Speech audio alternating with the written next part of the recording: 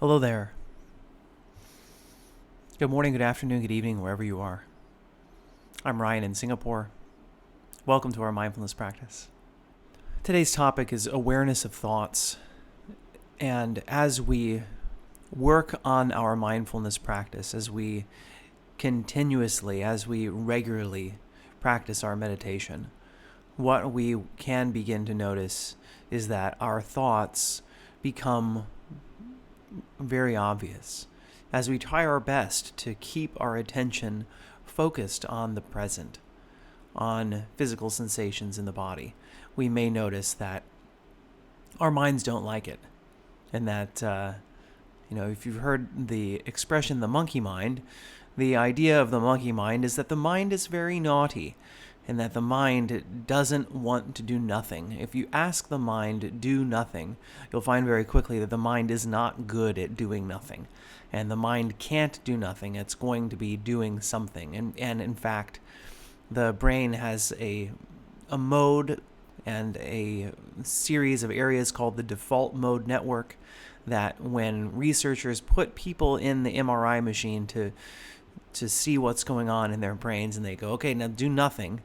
As they try to do nothing, the researchers find that there are areas of the brain that are actually very active, and this is called the default mode network. The default mode network is responsible for a lot of self-thought, responsible for rumination, and just considering things that are related to me. And we find that when we're not doing anything, that's where the brain tends to go. It tends to think about things that are related to me, whether it be about the past or about the future.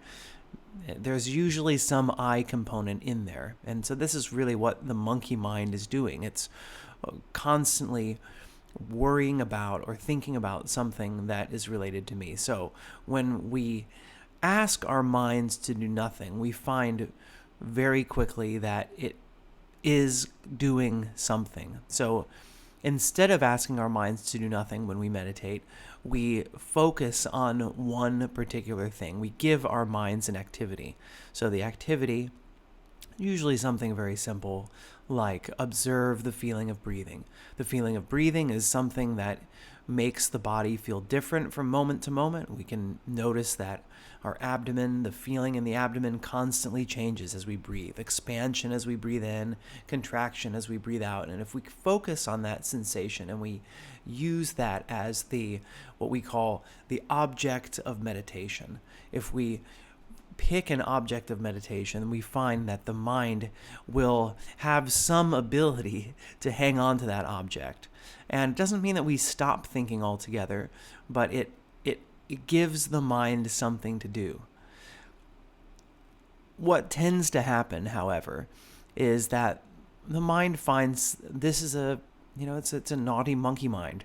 It wants to do something entertaining. It wants to do something, maybe entertaining is not the right word. It wants to do something stimulating.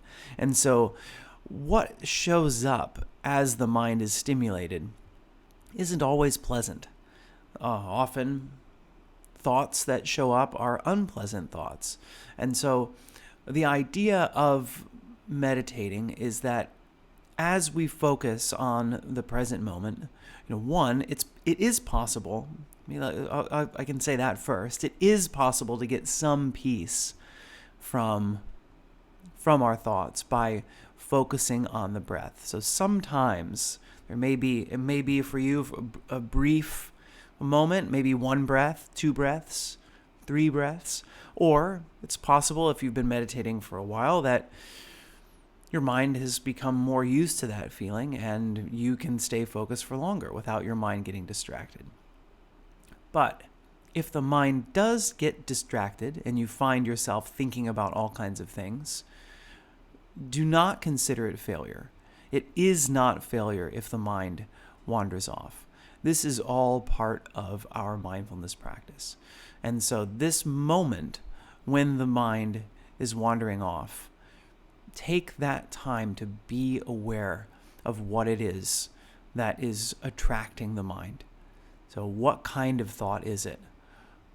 What is the nature of the thought? What are the details about that thought? Are you transporting yourself backwards into the past? Is it rumination? Are we considering something that happened a while ago or yesterday or the day before and saying to ourselves, oh, I wish that I would have done XYZ in that situation. If only I had been smart enough to say this. If only I had done this action. And this kind of what can tend to happen as we ruminate on the past is beating ourselves up about what has happened. And so notice if that shows up. And so, again, mindfulness practice is not about changing our thoughts or pushing thoughts out. It is about observing and acting like the scientist. Can I, without judgment, can I see my thoughts clearly and recognize that it's not me who's deciding that these thoughts are coming in? The thoughts are coming in. I'm trying to focus on my breath, and it's not working. So what is it that's showing up? And by the way, as we notice the thoughts, can we notice any physical sensations? So and that's another good reason for us to observe the breath. Because as we observe the breath, we may notice that the breath changes as we think thoughts, as thoughts and ideas show up. Maybe the breath becomes faster and more shallow. Maybe the breath calms down, elongates. So what is that? And also, as we observe, what kind of physical sensation comes along with it? And so what you can notice with practice and with time is that certain emotions have similar associated bodily sensations. So maybe fear is something that makes you feel cold in your stomach, maybe makes you even feel a little bit nauseous, makes your hands feel cold and sweaty. I mean, I don't know how fear affects you, but you can begin to notice these are the bodily sensations. I think a thought that makes me feel scared, which often, by the way, is something that's going into the future, worrying about what it is that's coming up next. I mean, these are like two very common things. The mind goes backwards, ruminates on something that happens in the past. The mind goes forwards, worries about something in the future. And this is over here tends to be more associated with depression. This way, more with anxiety. And then we can start to see that and I can feel myself smiling, and partially is because of what a joy it is to discover, at least for me personally, what a joy it was to discover the feeling of anxiety and to go, wow, I know now what anxiety feels like, and I have decoded the physical sensations around it. And so when I feel anxiety, I can say, oh, this is anxiety, and be equipped with that awareness that anxiety is here now. And to know myself. As I work on my practice, I understand myself. I understand what happens to me when I feel anxiety. And I can be more equipped to take the steps that can help myself when I am in the throes of anxiety and go, hey, this is here. This is here. I know this. I'm familiar with this. And in fact, maybe you've heard the phrase, name it to tame it, right? I think some psychologists use this. Name it to tame it. So if you discover yourself with an emotion and you can understand clearly, and bodily sensations are just such a great way to decode the emotions. To go, oh, this is familiar. Emotions aren't just here, they're through the entire body. Can I feel this? Do I know, oh, this is that rumination and the negative self-talk that I find that comes with my rumination. This is anxiety. This is the fear that comes, the irrational thoughts that go with the unknown of the future. And know that our thoughts are not facts. Our thoughts are simply thoughts. They're mental patterns that we do not choose to think, that just show up in the mind. And equipped with that knowledge, we can have a lot of power to change our response. That our response to our emotions is not something that's fixed. It's something that we do have control over. So we don't have control over what thoughts show up. We do have control over how we react to what shows up in the mind. So is that, what do we do? What do we do with it? Fear creates anger sometimes, right? And so does, anger is kind of that blanket emotion that covers up all kinds of stuff. So anyway, I won't continue to talk about this. I will invite you to begin meditating. So let's go ahead and get into our meditation practice. Get comfortable wherever you are.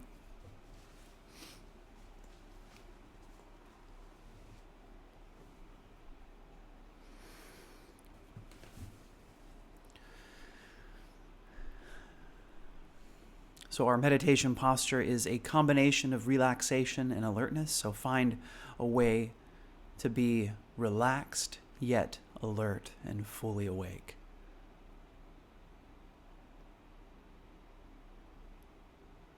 Oftentimes, as we teach meditation, we encourage meditation participants to lie down. So even though I have said choose a posture that can help you be alert, if maybe if it's your first time meditating or you haven't meditated much and lying down would be of help and assistance to you, by all means, lie down.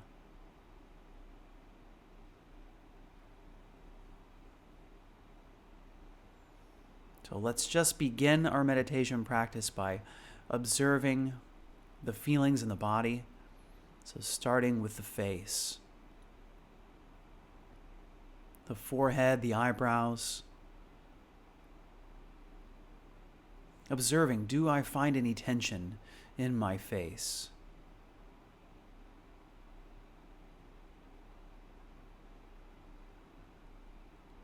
The muscles around the eyes, the mouth, the jaw, the lips, the teeth.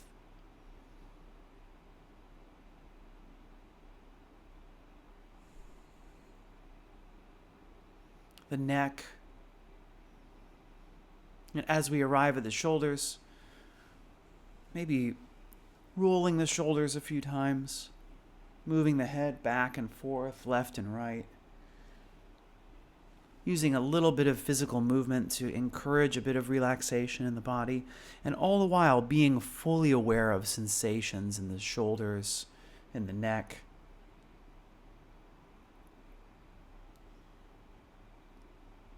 There may be tension here that doesn't go away. Can I be accepting of that? Can I roll out the red carpet? Welcome tension. Maybe that tension is part of a chronic anxiety. Who knows? It's all part of the puzzle that you can decode.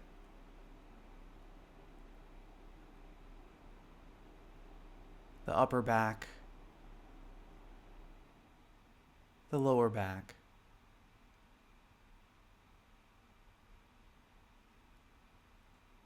the abdomen.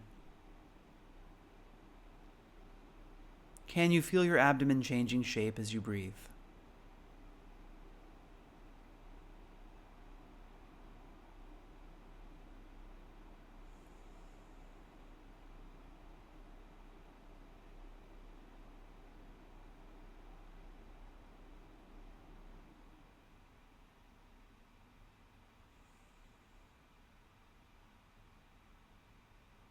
Expansion as we inhale.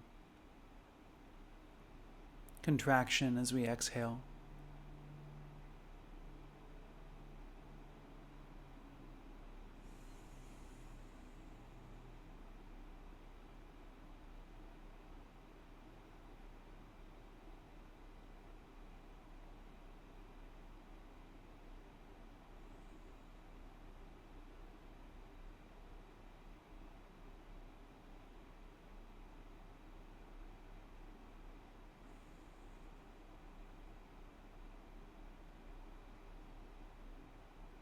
And if you're like me, thoughts may have already entered your mind. Can you be aware of those when they show up? Greet them. Welcome them.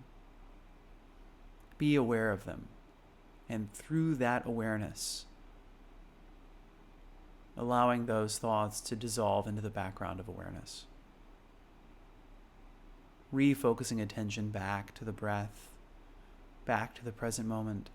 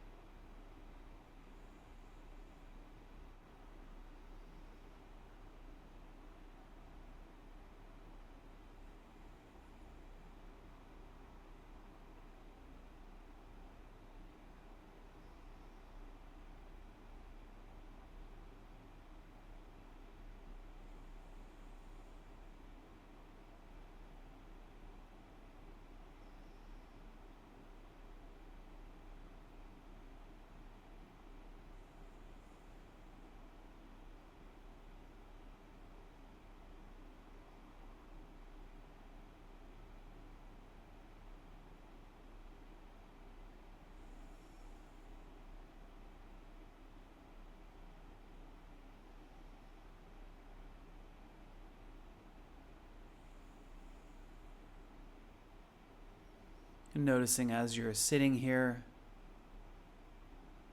as you're observing the breath,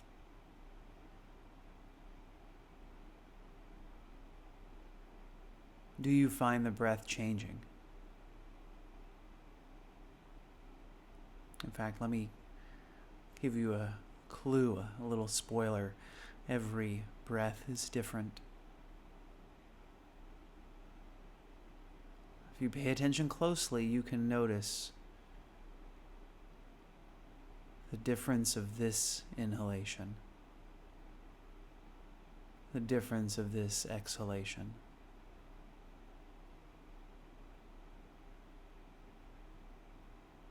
The comparing mind, and seeing if even you can let go of that comparison and just observe what's happening right now.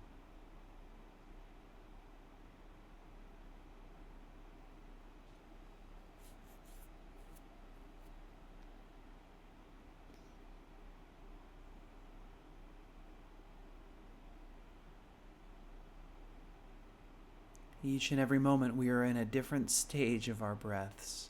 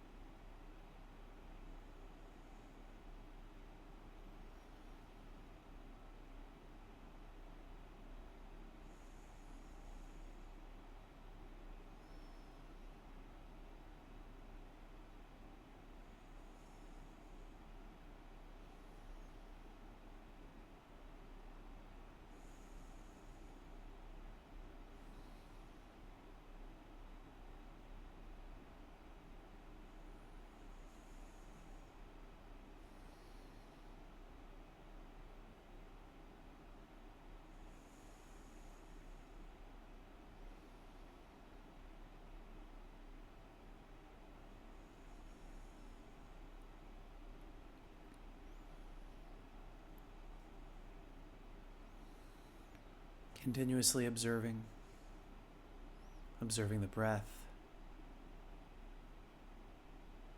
Anytime the mind wanders away, being aware of what it is that brought the mind away, aware also of the body, the bodily sensations, the emotions that accompany the thoughts, before releasing, coming back, observing moment by moment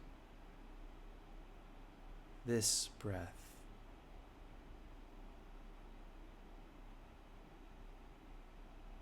And this breath.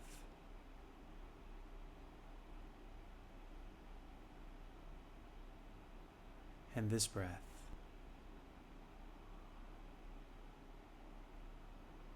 And this breath.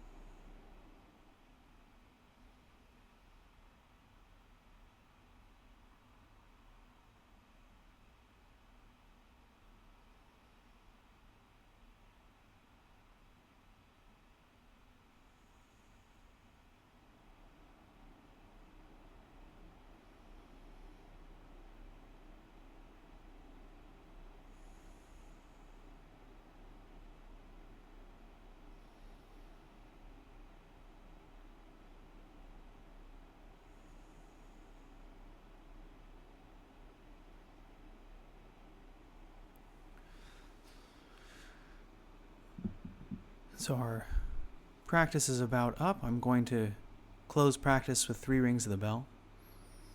So stay focused as best you can until you hear the sound of the 3rd bell subside.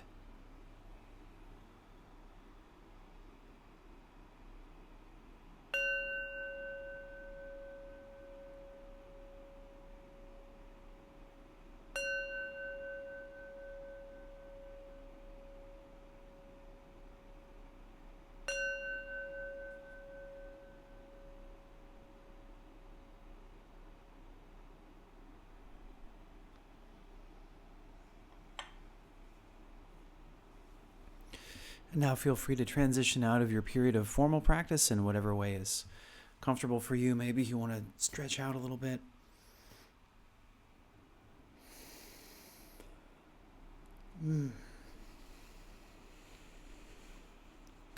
Thank you, everyone, for practicing with me today. How'd your practice go? What came up for you? Did you discover anything new? Feel free to share in the chat.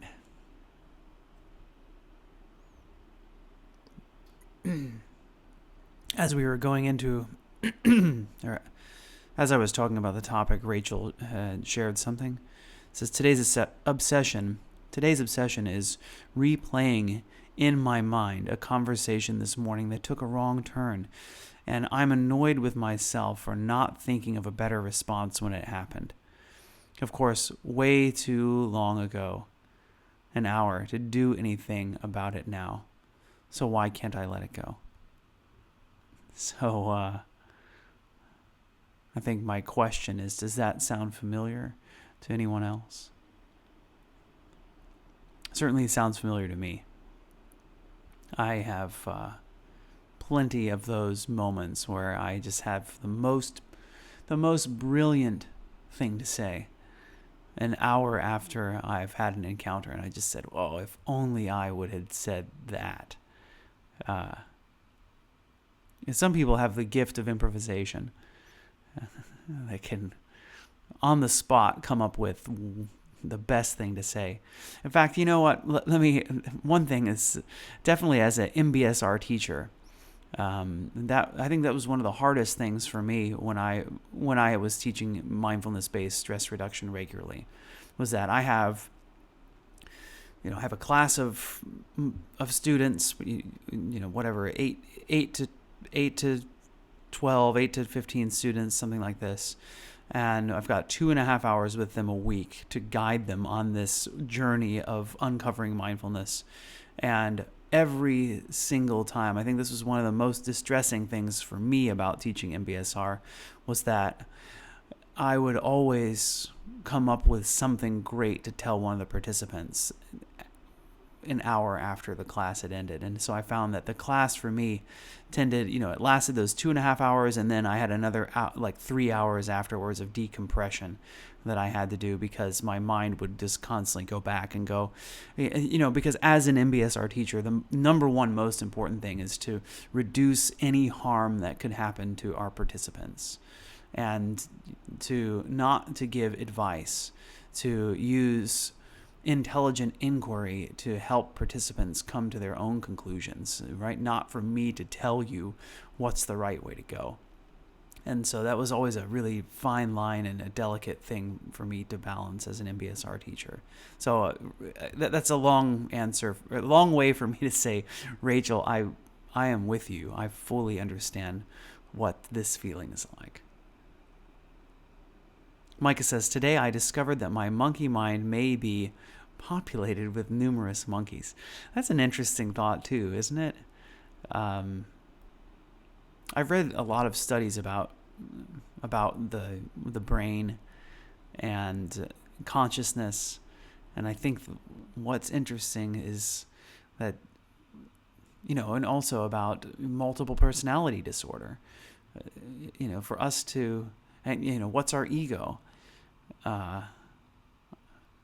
It certainly feels like there's one me here, and that's that feeling of one me is created by the default mode network that we were talking about earlier in our ego, right? That is when that functions the way that it's supposed to function, we feel this sense of self that comes up with our egos.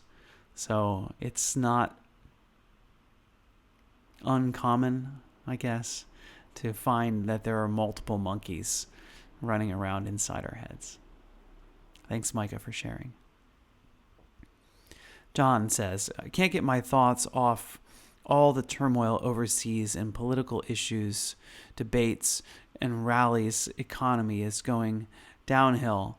Banks have been authorized to use our savings to keep from going under, etc. Causes me a lot of stress. Thanks, John, for sharing. And I think the one thing that always comes to my mind when that happens is for me to ask myself, what ability do I have to impact these situations? And so stress is something that exists inside of us as an ancient response to difficult situations, to keep us alive in times where our life is at stake, right? Stress diverts resources away from our growth, from our healing, and our growth and our healing, and brings us into the fight or flight response so that we can escape immediate danger. And if there is no way to change what it is that's going on, can we instead be more aware of that stress response? And sometimes that awareness can be a way for us to be able to be accepting, right? I forget the name of the prayer, right? It's like I'm sure you guys will know it and write it in the chat. It's God grant me the serenity to accept the things I cannot change, I'm going to mess it up. Give me the willpower to change the things I can change and the wisdom to know the difference. The serenity prayer. Thank you.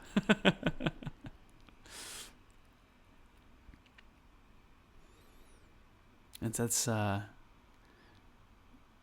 find that happens a lot, and I think that's one of the downsides of having so much information at your fingertips.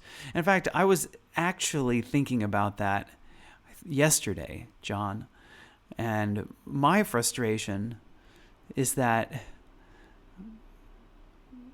the media prioritizes what is a crisis, right? I was thinking about the crisis that's happening in Myanmar, right? Not so far from me here in Singapore, but it's like there's a lot of bad stuff going on in Myanmar, and no one hears about it because and not to downplay. In fact, I won't even say what are the major crises that we hear about, because you all know what they are. But the point is that there are a lot of things that are going on that for whatever reason, whatever motivation, we don't hear about. But there's a lot of stuff going on, and there's a lot more than just what media wants us to hear about for whatever reason. Thanks, John.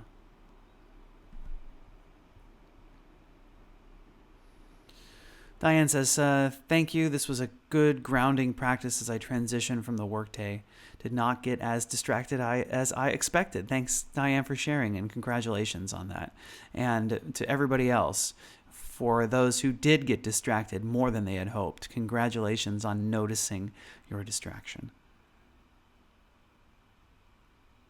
Thanks, Micah. Really great to see you back. I know it's been a little while.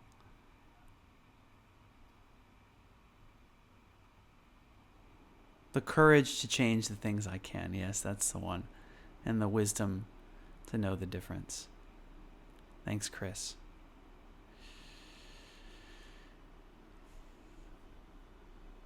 All right. Well, that's our time. I'm Ryan Grimes on Insight Timer. If you don't follow me on Insight Timer, maybe it's your first time, I would encourage you to follow me. That does help. That's the first easiest thing that can help out. One thing that you can do to help as well is to donate. Rachel, thanks so much for your donation. I appreciate it.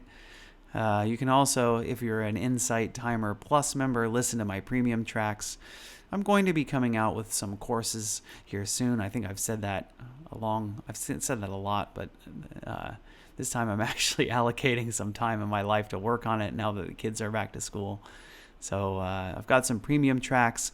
I'm also going to be rolling out some more free tracks as well as we go into our next set of topics.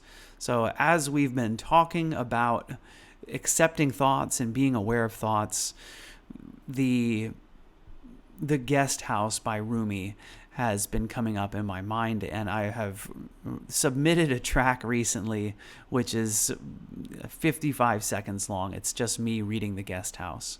So that is kind of the quintessential mindfulness poem, to remember that things come up, that we don't know the future, that whatever it is that's happening right now may be clearing me out for some new delight. So can I welcome and entertain them all? Everyone, everything that's coming in, all of the thoughts, all of the challenges. Who knows what they're preparing me for? So we're going to start a series on mindfulness and poetry. I've got a few poems picked out. I'll be reading the poems, and then we're going to be going over kind of bit by bit about how the poem can relate to our practice and some of the nice and powerful lessons that we can learn as we use that information to help us in our meditation. And as Chris says as well, join Ryan's Daily Mindfulness Circle. There are meditations that are offline, so in Insight Timer groups, you can find Ryan's Daily Mindfulness Circle. So usually at our usual meditation time, so here at 5:10 a.m. in the morning Singapore time, you can find a group of people to meditate with. So I would encourage you to do that. Also, there's some rich sharing that goes on there. So if you want to be more connected to this community, please join Ryan's Daily Mindfulness Circle. D asks, when's the next session? The next session is 47 hours and 20 minutes from now. 47 hours and 20 minutes from now, I'll be back and we'll be starting to work on the guest house. All right. Do look out for that as that track launches as a free track on Insight Timer. And I'm going to be uploading more. I pretty much some of the poems that we're going to do, I'm going to upload as free tracks. So you can check those out. All right, let us close our practice the way that we do by sending well wishes out to ourselves and to everyone else. And by the way, thanks everybody. Thanks for all the hearts, like mashing the gratitude button. I appreciate that. That helps too. So let's close our practice with some well wishes. May I be happy and peaceful. May everyone watching, listening, wherever you are, I wish you all happiness and peace. May all sentient life on this planet and everywhere throughout the universe, wherever they are, whoever they might be, may we all be happy and peaceful. All right, thanks everybody. We'll see you again soon. Until then, bye-bye.